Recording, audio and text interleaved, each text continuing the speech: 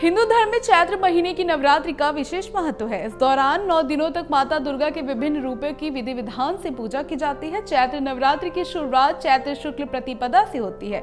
नवरात्रि के 9 दिन भक्तों को कुछ बातों का पूरा ध्यान रखना चाहिए ताकि माता की आराधना सफल हो सके। नवरात्रि पर घर के किसी भी हिस्से में धूल व गंदगी न होने दे।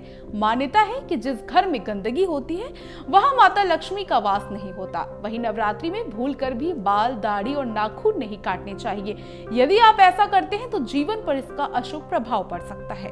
नवरात्रि में यदि घर में कलश स्थापित हुआ है या अखंड ज्योत जलाई गई हो तो उस घर को भूल कर भी खाली नहीं छोड़ना चाहिए। घर में हर समय कोई ना कोई सदस्य मौजूद रहना चाहिए। नवरात्रि के दौरान दिन में सोना नहीं चाहिए।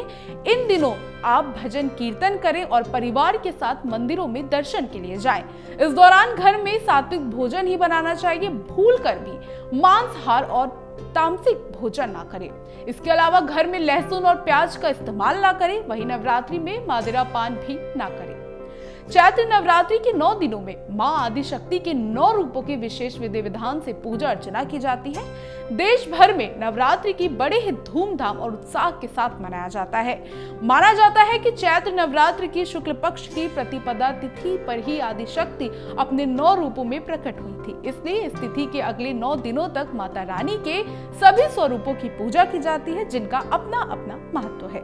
इसके साथ ही चैत्र नवरात्रि से नववर्ष के पंचांग की गणना शुरू होती है, यानी इस दिन से हिंदू नववर्ष की भी शुरुआत होती है।